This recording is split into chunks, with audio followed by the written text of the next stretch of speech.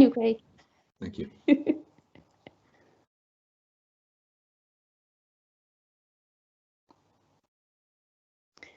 Good afternoon, everyone, and thank you for joining us for our spotlight on the Software Development Engineering Test. My name is Stacey Harris, and I am a Capability Management Lead for the IT department here at DVLA. I will be facilitating today's session for you. We're running this event as part of Learning at Work Week. So today we're joined by Principal Quality Engineer Nigel Brooks-Thomas and Craig James, Capability and Talent Lead. So thank you both for joining us. This session today explores the role of the Software Development Engineering Test, or SDET, and how they provide a critical function in the development of new IT projects at DVLA. If you do have any questions you'd like to ask our presenters, please prop them in the Q&A and we'll dedicate some time at the end of the session then to get them answered for you. Kicking it all off will be Craig, who's going to tell us about how the Centre of Excellence, Centre of Digital Excellence, supports new and emerging IT talent at DVLA. So over to you, Craig. Thank you, Stacey. Hi everyone, so I'm Craig James and I'm the Capability and Talent Lead for DVLA's IT team. So I just wanted to take a couple of minutes up front just to set the context for the session today. So just wanted to give a little bit of an overview of how we're looking to build our talent pipeline as part of developing our sort of Centre of Digital Excellence. So for us, we take a three-tiered approach.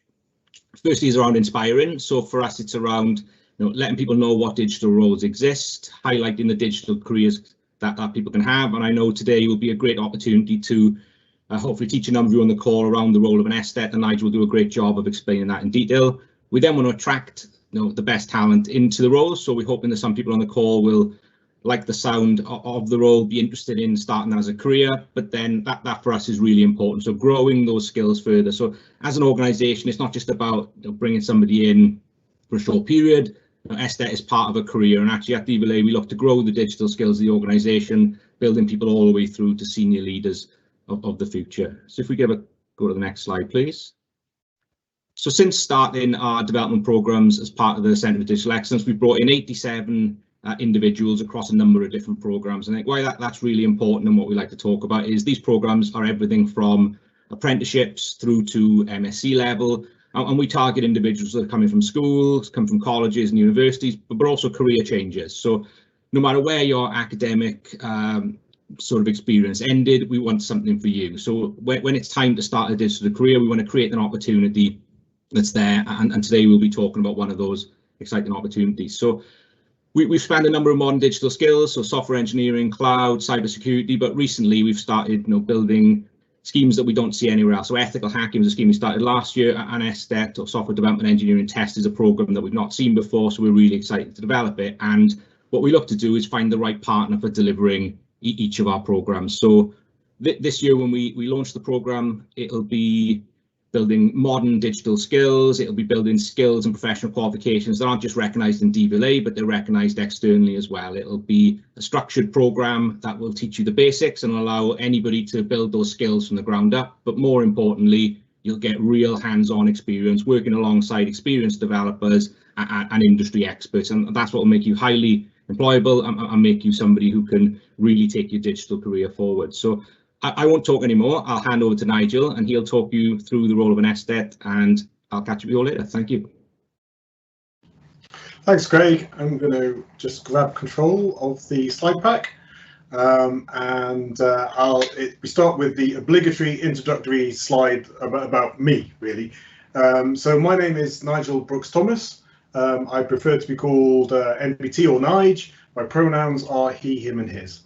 And so when I graduated from university, I first went into a career in contract research and development, and I spent a lot of time building out telecommunications stuff. I joined a startup for a long time and did loads of stuff with mobile, and then I joined the DVLA. And being in the DVLA has been really good for me because I've been able to have at least 3 separate careers inside the one employer. So it's been a really great low risk way of me learning and developing my career into interesting things that I haven't done before. So I started in application support.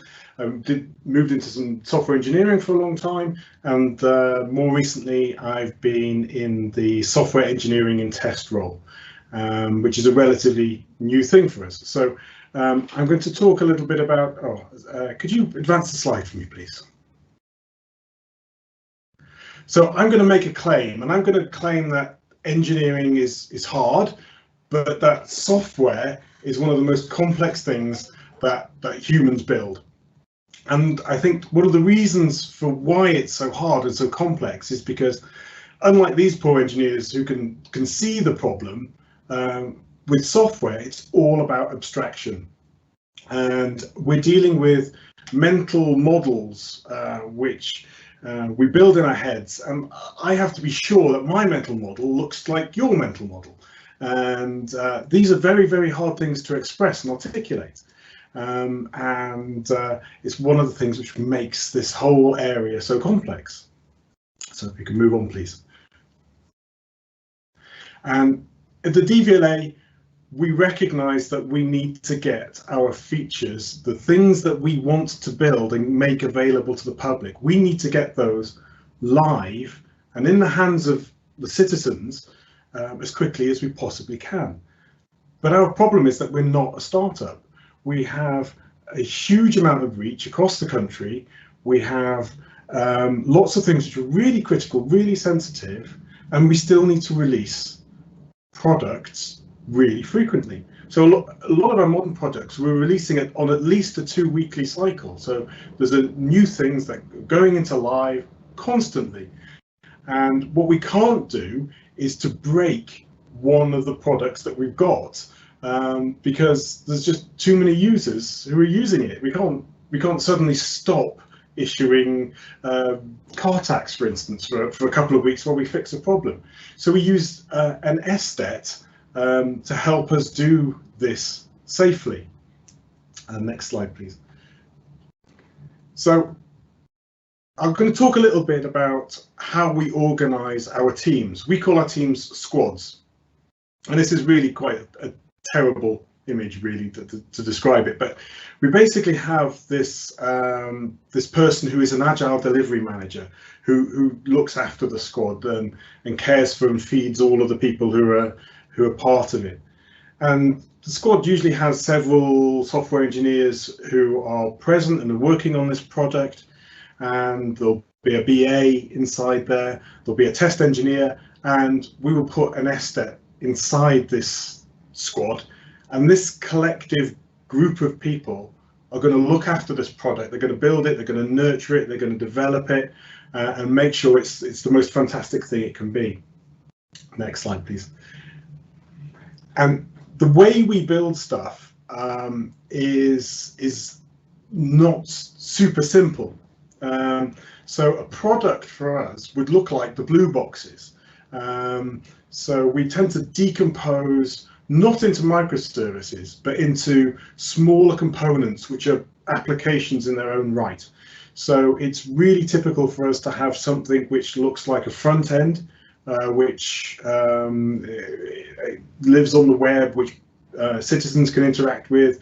We're likely to have an equivalent one which our internal staff can interact with. There might be an API which is exposed to either the public or to partners. And then this gets channeled through into a back-end API who makes other calls out to supporting services. So we might have lots of internal utilities which do things like issuing print requests or looking up addresses. And we might link out to lots of external utilities and APIs which do things that for us. And we'll tend to store this in the back end. And there's usually quite a lot of complexity about how we're going to store our data. So for us, a simple product might be taxing your car, but underneath the covers, it's decomposed into several different components which are deployed separately and end up getting orchestrated together. So if we go on to the next slide, please. We as SDETs have a a few really core principles to us. So the primary one is that we test early, we test often, we test everywhere. We want to do continuous testing, and we test a lot. And we do this by mocking almost nothing. So we have this principle where we want to run our automation code against the real services. We tend to, wherever possible, not use fake services. We want to test the interactions between different components. So each of those different blobs on the previous diagram, those are the things we want to test. We don't want to test faked interfaces. And we do a lot of stuff about generating our own data rather than a more old-fashioned approach, which is to take pre-canned stuff. So we have loads of utilities which generate things which look like real data, which could be real data, but they aren't. And that's really important to us because if you take somebody like me with a hyphen in their surname, we need to make sure that those are accounted for. We need to make sure that people with apostrophes in the name, or multiple surnames, multiple first names, all of these kind of things we need this variability in our data. So we tend to generate a lot of it. And so if you move on, please. And the way we do this is by building executable specifications. So a business analyst will come to us with a requirement, and they will come to us with this requirement in the form of a user story. It will describe what the user wants to get out of any particular feature by describing an example about what this thing is supposed to do. And we will take this and we will turn this into an executable specification, and we will make it something that a machine can read.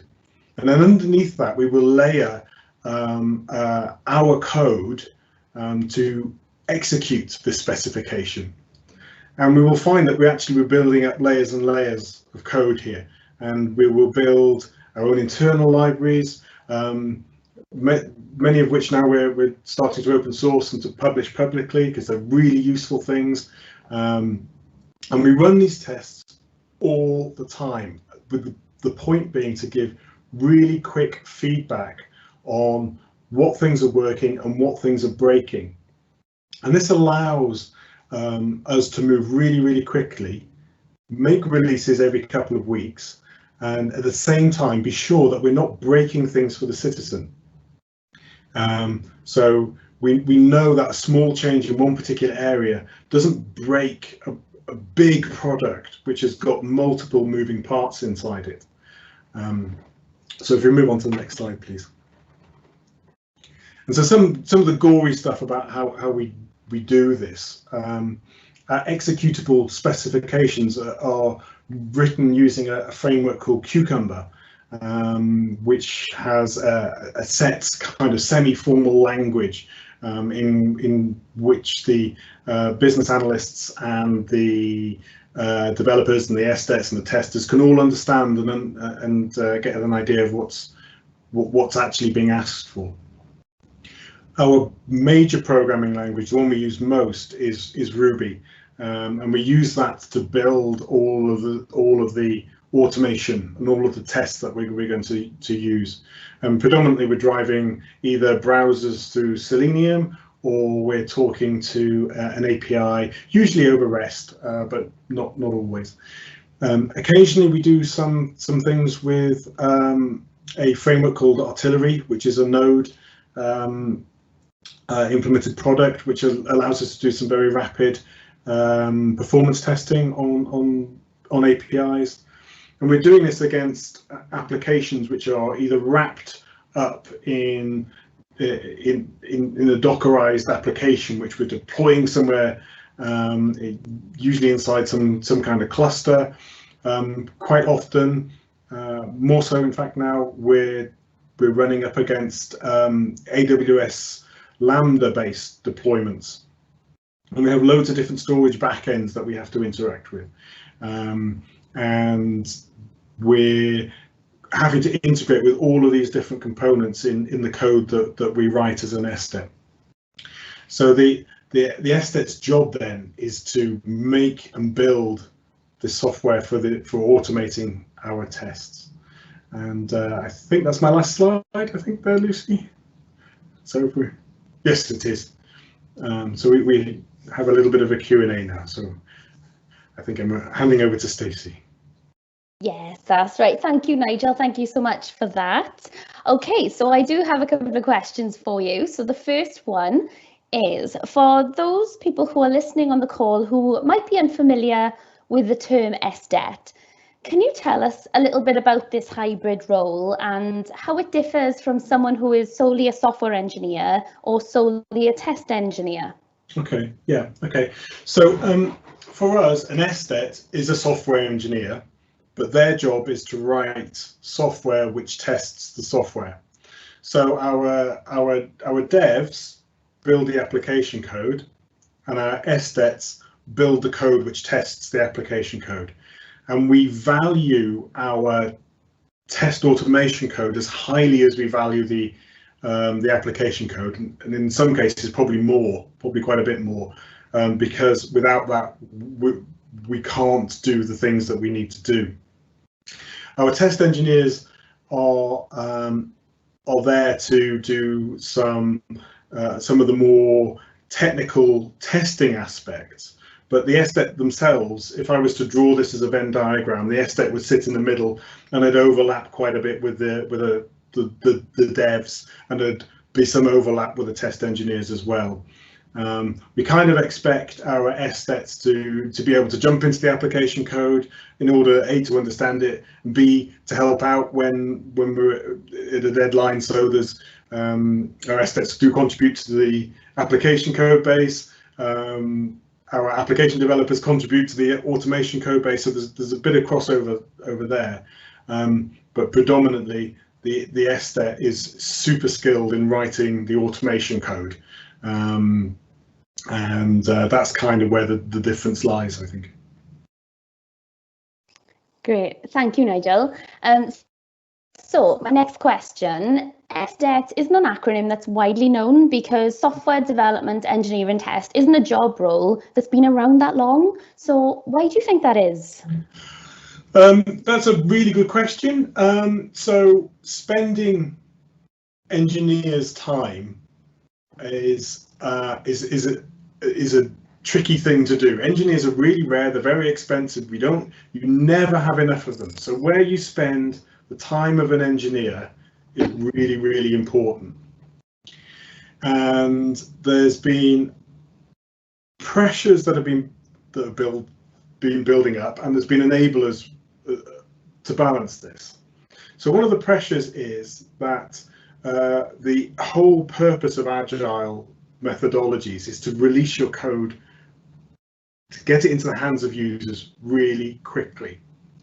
But you can't do that if you're relying on handing this over to testers who are going to run through manually scripts to do things. What you have to do is apply software engineering principles to the testing of the application, to testing of this application code. And so with the pressure of agile, things like Dockerization, where you can take exactly the application that you're going to make live, you can run it on your laptop, you can run it in the continuous integration pipelines, you can run it in the continuous deployment pipelines, and it is the exact same piece of software.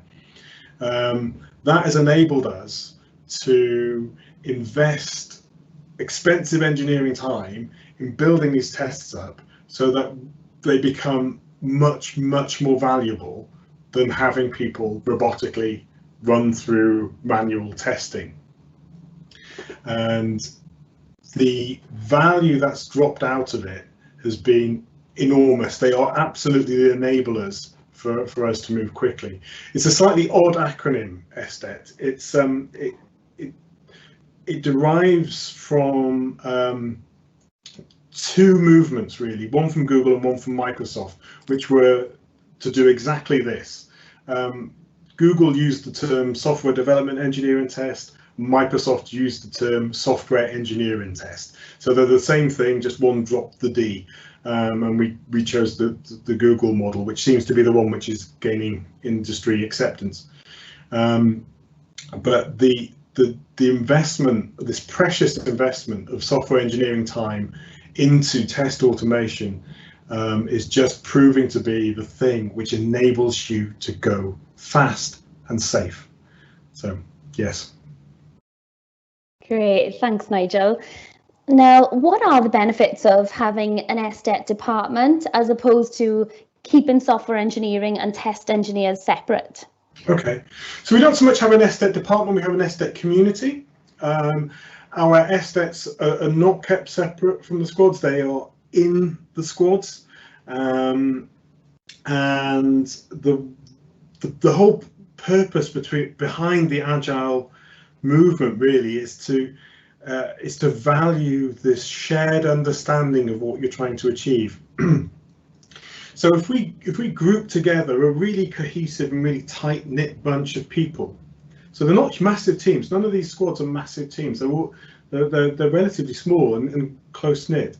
It means that the business analyst can work really, really closely with the developers, with the test engineers, with the SDETs.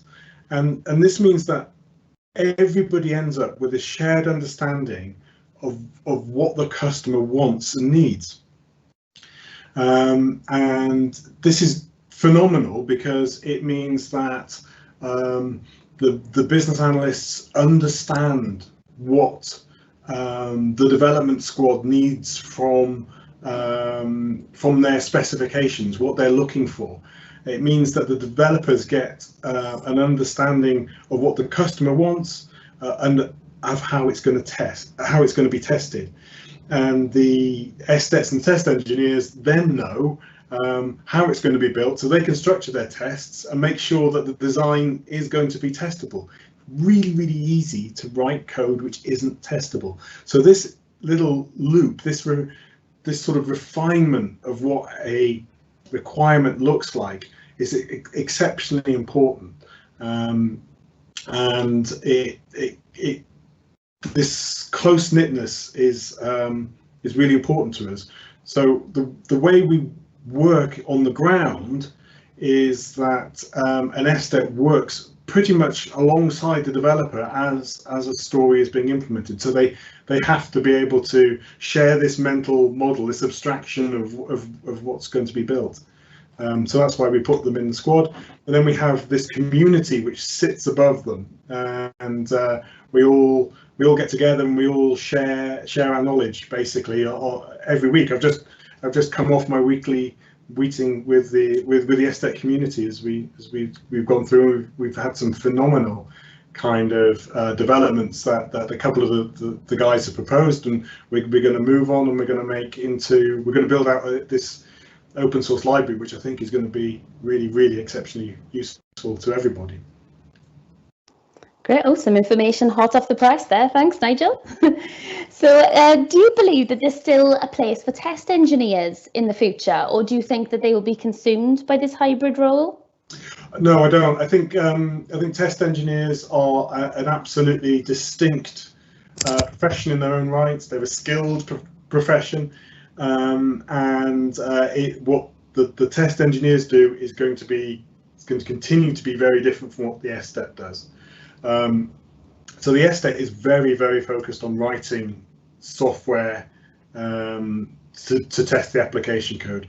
The SDET needs to have some testing principles behind them. They need to understand some of the fundamental aspects of the testing profession. But the test engineer is really the guys that we look to provide us with some really in-depth business process kind of knowledge. And they do one of the things which I think is exceptionally important, which is to be able to generate new scenarios for testing that haven't emerged out of the normal story-based process.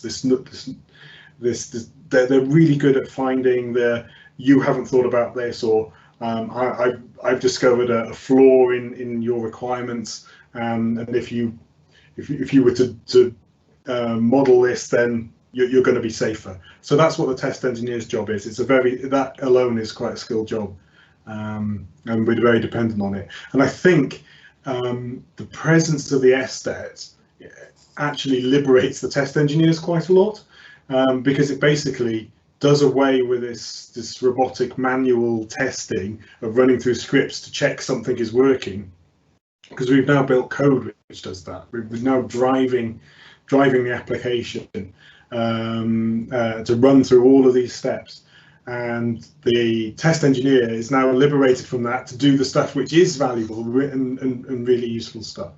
So definitely two different roles. Oh, great. Thanks for explaining that for us. So would you say that SDET is a growing space at DVLA? Yeah, absolutely it is. I've got roles out for recruitment at the moment. It's growing not just in the DVLA. We've never got enough SDETs. We can always do with more of them. They're incredibly valuable. What they do and what they produce, I can't tell you how much we value their output. And it's not just in the DVLA that it's growing, it's an industry-wide thing. So you can start to see it. I think the DVLA was quite an early mover on this, quite ahead of the industry as a whole. But if you look on the jobs boards now, you're seeing increasingly more stuff for SDETs. You'll increasingly see more stuff for people calling for automation engineers, who are kind of moving towards what an SDET wants to do. But we make it a proper profession with proper software engineering weighted kind of skill. So yeah, 100%. It's in massive demand. Some of the jobs which are emerging now are quite incredible. Ah, great. I'm sure the people on this call will be pleased to hear that. So thanks, Nigel. What technical skills do you look for in people interested in becoming an SDET? So for this particular scheme, we're looking for people who don't necessarily have to come with a bag of technical skills ready to deploy. So we are looking to train people here. But we're looking for people with logical minds, who are natural problem solvers, who are really inquisitive about how things work, and really keen to get in to the workings, the depths of stuff. It's useful to come with some programming background, but there's nowhere that I can go and cast a net and bring in a load of people who've got exactly the skills we need. And I recognise that at all levels. And that's in part because I genuinely think that the DVLA is really lying on the cutting edge of some of these approaches. So yeah, absolutely. If someone has got an appreciation of code, that's really useful. Somebody who knows their way around a computer who isn't scared of like a command line prompt, that's very, very useful. But no particular technical skills are required at this point. Great. But so what about the personal qualities and soft skills that make a good SDET? Perhaps like communication, team working, things like that. Yeah, absolutely. Yes, absolutely. So agile approaches absolutely are predicated on communication. So it's all about the exchange of information. So this you can't get a shared understanding unless you're exchanging information. And it's about not just broadcasting an opinion, it's about receiving other people's opinions as well. So I can't contribute to any code base of the DVLA without it being reviewed by somebody else. And that somebody else will probably have some comments on the problem I'm trying to solve or the code that I've written. And in some cases, it'll be a learning experience for the person who's added the review comment. In other times, it's it's a learning experience for me. And those are the best days for me, is when somebody comments on something that I've written and is showing me a better way to do something. And it fills my heart with joy when I learn something new, particularly about the languages that I love. So being able to do that, being able to accept the review comments is really important. There's also times when you've got to express your opinion. You've got to be opinionated about some things, and be vocal about the fact that you want to insist that you want to write some software to run this particular set of tests. And there are other times when you've just got to accept that you're not going to get the chance to do that. That's not going to happen. So having a degree of robustness, being able to communicate, and being able to communicate is not just about broadcasting, it's about receiving too. Got it. Great, thank you. Just a couple more questions from me before we move on to the questions of who's viewing this. So what does a typical day look like for an SDET? Okay, so the days are quite varied. It depends on what pretty much is happening at that time, or where you are in any particular part of your sprint. So I've mentioned Agile quite a lot. So we tend to follow the Scrum methodology. So there are the ceremonies which come with that, and one of those is going to be every day there'll be a stand-up for usually between 15 minutes and half an hour, where people discuss their activities that are coming up for the day. And then there will be some time with the business analyst and a developer and a tester to get together to look at stories which are coming up, to do a refinement, to make sure that people are building up this shared understanding of the change. And then a lot of the day will be spent working sort of hand in glove with the application developer, because the way we tend to work is that a request will come in, a story will come in to add a new feature, and the developer will, or the SDET will make a code branch, and both the application developer and the SDET will work on the same code branch. So the SDET will be building up the automation to test the code that's going to follow behind it by the developer. So that test must pass before it's allowed to merge back into the code base. So there's quite a lot of that. And then we have our community activities that we do. So we have as an SDET community, we've got our own backlog of things we'd like to do, the things we'd like to take from projects and make them reusable, and turn them into either our own internal libraries or public libraries. So there's usually quite a bit of work on that. And we, more than ever I've seen in any other organization, we tend to encourage learning quite a lot. So everybody's got a Udemy license or an A Cloud Guru license, and they can use that for their own self-development, or they can go off and learn whatever they want to by self-directed learning. And we tend to run quite a lot of courses as well. So I've just come off a stint of about, over the last 2 weeks, I think I've spent about 6 days dedicated learning. So we do quite a lot of training on interesting things. So the last course that I went on to was Monday, which was a secure coding course, where we got an external expert in, and he did a secure coding course to all of the engineering community, which was really interesting. Great, thanks, Nigel. And I do think I've grilled you enough on the hard stuff. I think I'll just finish off with something nice from me. So, from your experience, your personal experience of the role, what do you find most rewarding about it? Okay, so I think I've done a number of different roles, both in the agency and outside of it, and I think I am enjoying the SDET stuff probably more than anything else that I have enjoyed.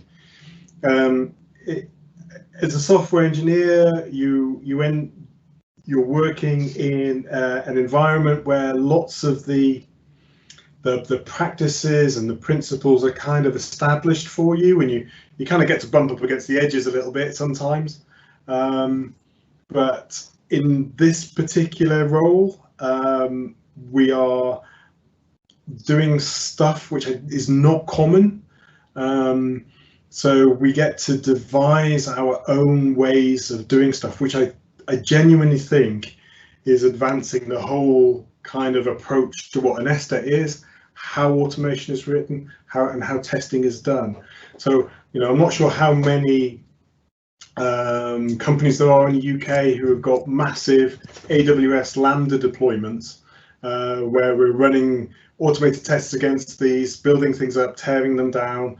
And I know that one of the internal projects we've got running at the moment is to build an internal AWS testing stack, which can be brought up so it can do all kinds of interesting things to some of the back end stuff that we're doing.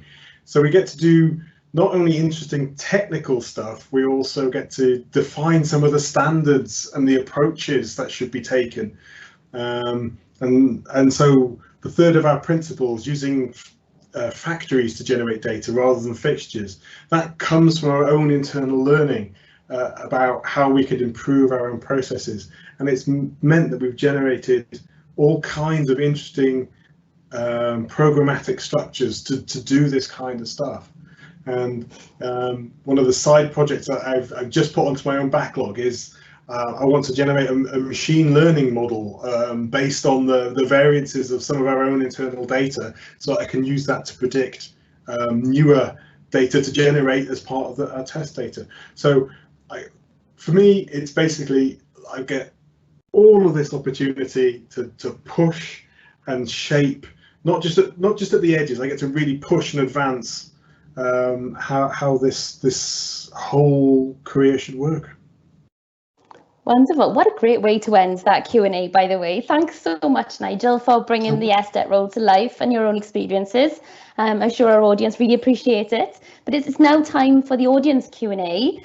So if you do have any questions for Nigel, there's still time to put them into the chat. And then I shall read them out. But we have got some to start us off. So we've got a question through from Simon. Will the course follow a structure, and what qualifications would you undertake if successful? Yeah, okay. So the way we anticipate this working is that we'll have a very intense, to be honest, boot camp for three months or so. And the purpose of that will be to get industry accredited certifications. And we would look to balance that up between the certifications which provide the background for some of the testing qualifications. So the ISTQB is the certifying body.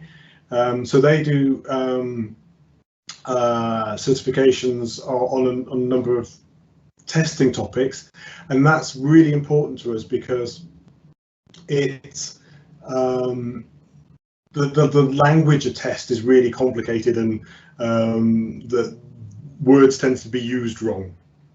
So it gives everybody a language to use and exchange and understand what they're doing. But we'll also be looking heavily at getting people AWS certifications because of the amount of stuff that we put inside public cloud, particularly AWS. So there will be a drive for about 3 months to get a number of these certifications, which are industry recognized, completely tradable, and so that all of the people who are coming on this program can attain. And then once that program is finished, the candidates will be moved into squads to work inside one of these lovely little cohesive teams, and they genuinely are lovely little teams. They each have their own flavour, but they're all really nice bunches of personalities to work with. So So yes, so I don't know if I answered that. I think you did, and I can vouch for that as well, having personally worked a lot with the squads. Great people, always willing to help each other. So thanks, Nigel. So we've had a question through from Mena. Hi, is the role and training all at home and or office based? So at the moment, it's going to be via an online mechanism. So it can be done in the office or it can be done at home. And at the moment, with COVID restrictions, it's going to be at home.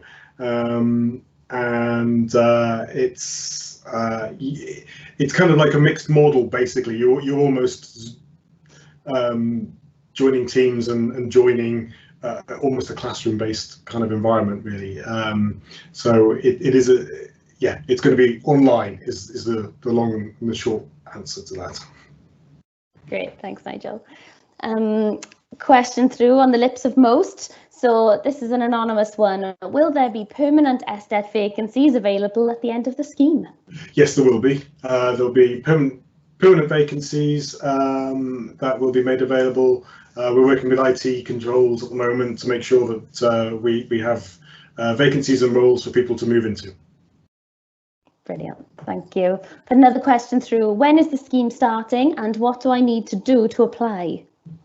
Okay, so I don't know if Craig wants to jump in there. You're probably better than me on that particular one. Yep, I'm happy to take that one, Nigel, no problem at all.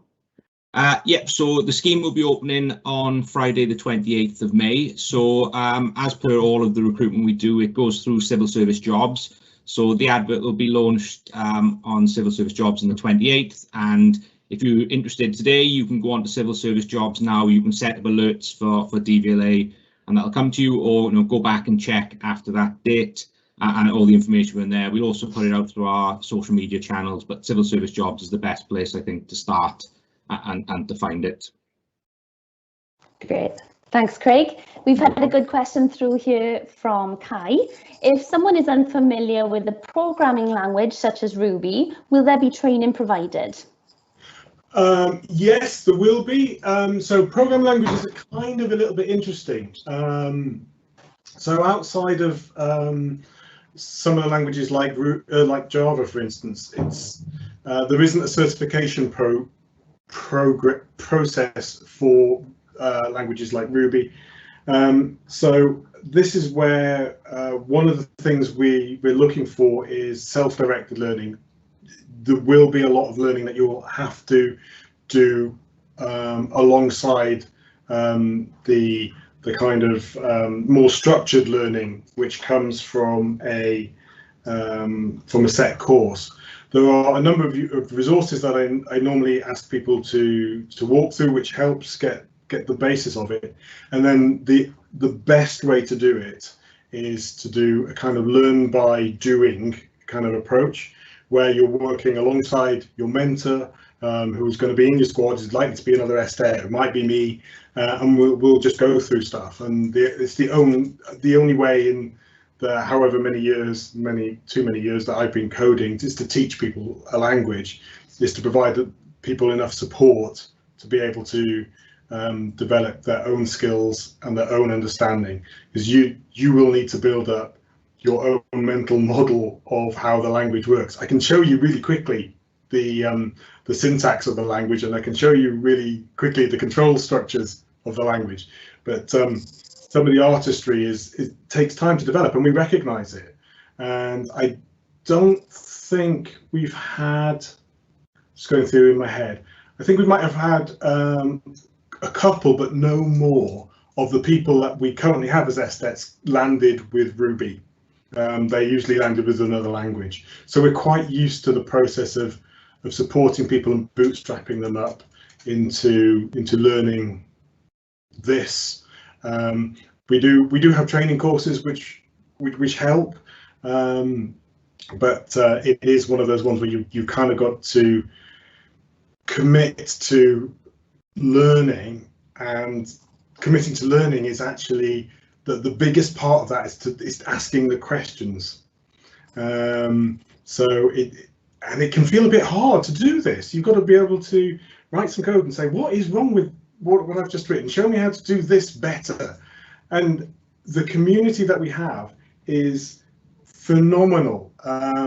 So there's so the SDET community tends to form into either the whole or into a couple of big clumps, depending on whether some of the technologies tend to diverge. And I see people asking questions, and it can be like, I want to do this thing. What's the way I should do it? And the amount of people, I can't get in there quickly enough. The amount of people who are piling in to help and to offer opinions, and the amount of times that team sessions are fired up where people are going to group onto a particular problem to show stuff, to demo stuff, is really nice. It is the best way that I've come along and found that we can bootstrap people up from no Ruby to being Ruby experts. So like I say, this just before this session, I had my group session with the SDETs, and once a month we turn that into a big session where we invite everybody from everywhere to come along into our cross-community group, we call it. And in there we do loads of demos, we do loads of walkthroughs. Somebody will bring up snippets of code and show how they've done something or why they've done this particular technique.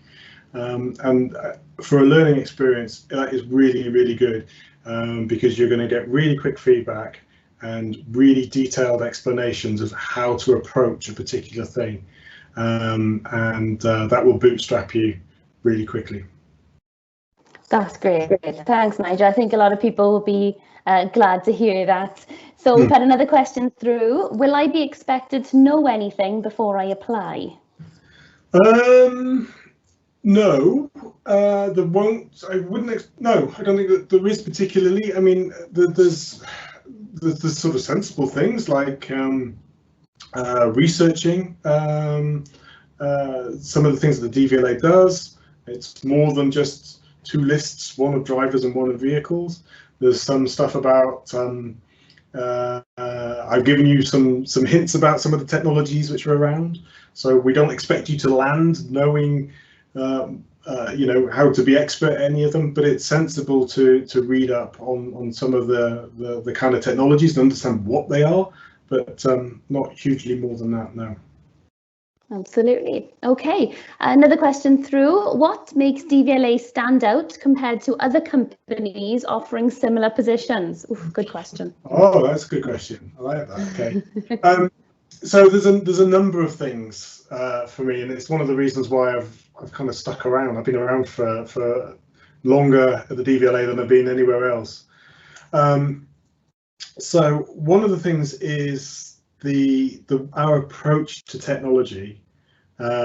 So we definitely have this kind of approach where we don't want to pick technologies for picking them's sake.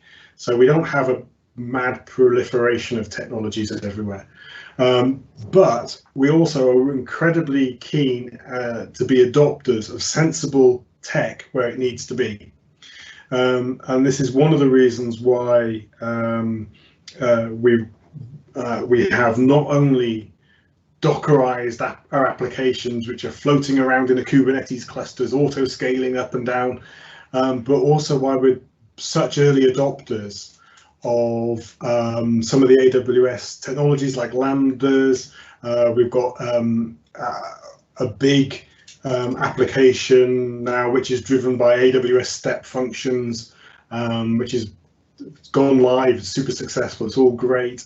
There's some machine learning stuff in there. So that our technology choices are good. I like it. It makes it so that I can find something that I want to do. I can justify it, and I can go away and do something with it. So that's really useful. But the other thing is kind of the scale of stuff for us. So if you were to look at most other companies, they tend to have a couple of product lines, and they tend to decompose their applications into, I don't know, I can't think of the name of the company that I'm thinking of now. Oh, it's gone. But I can think of an airline booking company or flight booking company, and I know that internally it breaks up its applications into, I want to hire a car, or I want to find a flight, or I want to book a hotel, and those are its products. And you land and you work on this product, on that particular product, and you spin around and you cycle and you make improvements, and that's great. But it's still quite a small pond compared to the kind of things that we're doing. We've got huge amounts of products, all of which are decomposed into all kinds of stuff. So if you wanted to do lots of stuff concentrating on API, then we have products which look like that and squads which focus on that. We have squads which are very, very geared to user interfaces and front ends. And they have their own flavors, their own ways of doing stuff. So we have people who move because they want to try that out, or we have two different systems, big systems, which are drivers and vehicles, and they're all structured internally very different, and the data storage is different. So people move to experience those kind of things.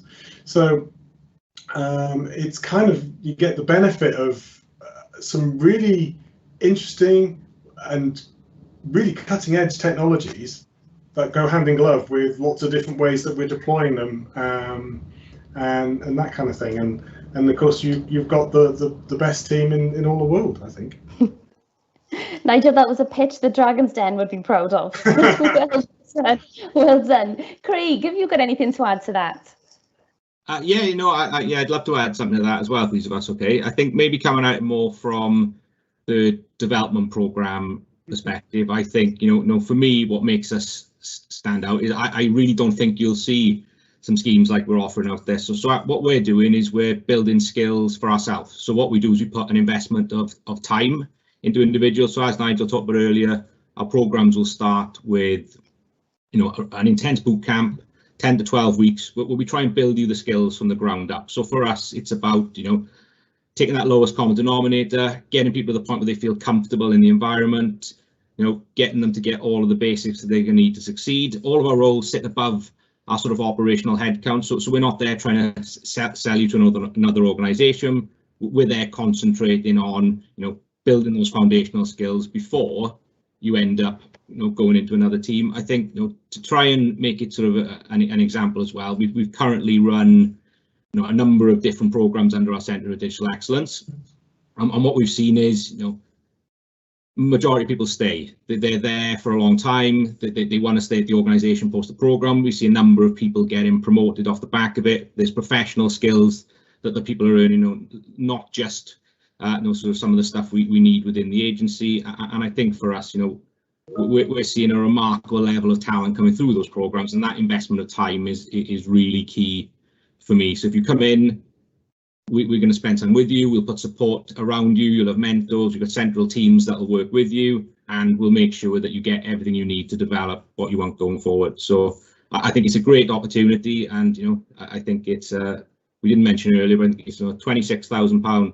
starting salary as well. You know, you really will be earning, but you really will be learning. It's a fantastic chance. So I really recommend you know, looking into it further when it comes out. Great, thank you, Craig. I knew you'd have something to add. Wonderful. So, funnily enough, all my questions have disappeared, but thankfully I did memorise the final one before they disappeared off my screen. It was a great question. So, what would a squad do on a day-to-day basis? Oh wow, okay. So this again, this varies depending on where they are in the life cycle of the sprint. So the squad's got a couple of jobs really. So one of their jobs is to take the user stories, the requirements that come in, and to implement them. Another of them, the jobs is to reflect on the application that's there, to make it better, to improve it, make it more resilient, make it more reliable, and kind of just make it, I'm trying to avoid using the word prettier, making the code better, and just build out the continuous improvement process of it. And it's also got a kind of internal job, which is to make sure that everybody who form part of the squad is looked after and has all of their needs cared for and fed and then follow through on the agile ceremonies which occur. I know I've said the word ceremonies a couple of times, and I've mentioned startups. There are a couple of other ones. So when we come to the end of a sprint, which is one of these 2-week windows that we have for delivery, so we'll at the start of one of these 2-week windows, the start of a sprint, we'll take in a load of stories that we think we can fit into this 2-week window, and we'll chew through those during delivery. And as we get towards the end, we'll have a retrospective. So everybody will get together and we'll say, well, what went wrong, what went right, what should we do more of, what should we change, do those kind of things. And that's kind of the approach that we have, I think. Without going into huge amounts of detail, I think. Great, thank you. And thank you, Craig and Nigel. Really appreciate this today. So I think we are at the end of the session now. It's almost 5 o'clock. So I'd like to take this opportunity just to thank you all for attending, and I hope you take from it what you needed to. So thank you, everyone. Take care and have a great evening. Thank you. Thank you.